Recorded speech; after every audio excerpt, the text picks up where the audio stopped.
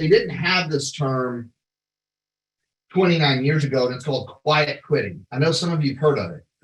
And I've really been thinking a lot about this. I read this big article on it. It's trending right now in the thought leader space, quiet quitting. And you can really relate it to whether it's corporately, like with employees. You can do it even in relationships. People quiet quit their relationships all the time.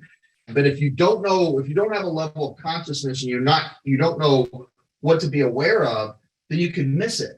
Had any of you had someone come in and they're balls to the wall, they're Mach 2 with their hair on fire, and then, 3 weeks later, 4 weeks later, 6 weeks later, you don't hear from them. Maybe it's 3 months later, because no one wants to say I'm quitting. No one wants to say I quit. Why? Because that is looking in the mirror and saying I gave up, and we've all been programmed, quitters never win and winners never quit, right? So what people do instead is they see something worse than it is and they back out gradually. And for a lot of different reasons, it doesn't matter the reason, but I think it's important that if you're building your organization, you have to be aware there's a list of reasons. Like, what are reasons that someone could quietly quit? Well, maybe they get embarrassed because outside influence goes, oh, you're doing one of those things. So instead of calling you and saying, I can't do this, I quit, they just quit returning your call, for instance, right? What's another reason someone can quietly quit? They put a lot of effort in, but they aren't getting the results as fast as they want. So they feel like a failure. When someone feels like a failure, they don't want to admit it. So what do? They quietly quit. What is another reason someone can quietly quit? Well, maybe something's going on in their life and they're getting a lot of peer pressure out of their home, where maybe someone is saying you're taking too much time for that. I don't want you to do that. I want you to spend more time with the family. There's a million reasons. You could literally list them. But what I want you to understand is it all has a pattern, and the pattern is there's a shift in energy. Their pattern is they don't show up the way they used to. The pattern is their language becomes different. The way that they speak is different. They might say the same words, but there's a different level of energy. And some of it could just be they're distracted with life. But I think it's really important because this will happen in your organization and business. But I think that what's so important as leadership, as coaches, as bosses or significant others, is that when you start seeing these trends or these patterns, is you can do a pattern interrupt. And one of, here's a couple strategies to do it. Number one is be present, be aware of your team. And why do I say that? Because there's all of these variables and these outside influences. It doesn't mean that they don't want to be successful pursuing this business, but they might need coaching and they might feel too embarrassed to say it. They might feel disempowered. I believe quiet quitting comes from a level of disempowerment. And you have the ability to go empower them. And I think the strategy is, number one, is you have to have interest in the people you're working with. And that's a level of consciousness of reading people, reading the room.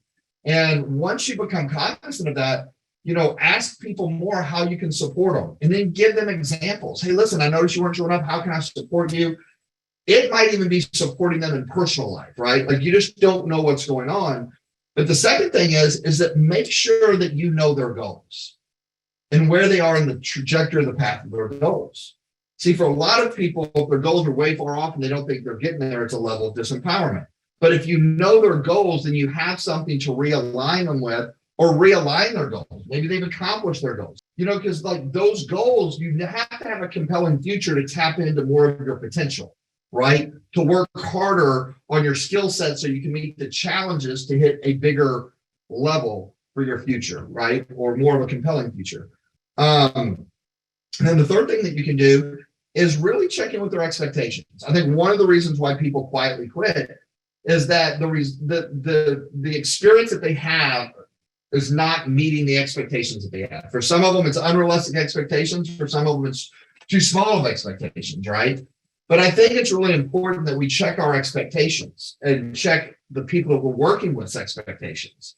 And so I think these are just a few tips or tools.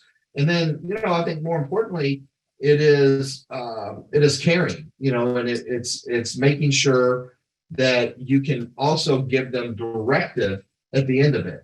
But getting them, plugged in again. We don't talk about that enough, but I think it's so important because what happens is if someone quietly quits and you have an expectation for them and they don't meet your expectation, them quietly quitting actually can send you into a state of paralysis, or worst case scenario, get in your head, what did I do? And you start doubting yourself or doubting what's happening. But remember, like, quitting's the easiest thing to do, but people just don't raise their hand and say, I quit. It's a volunteer army. They're not turning in a resignation. And even if it's an employee boss type of relationship, usually people quit months before they turn in the resignation. It's not a trigger. It's just like in a romantic relationship, because that is an activity, that is an intangible skill. It's an art, not a science.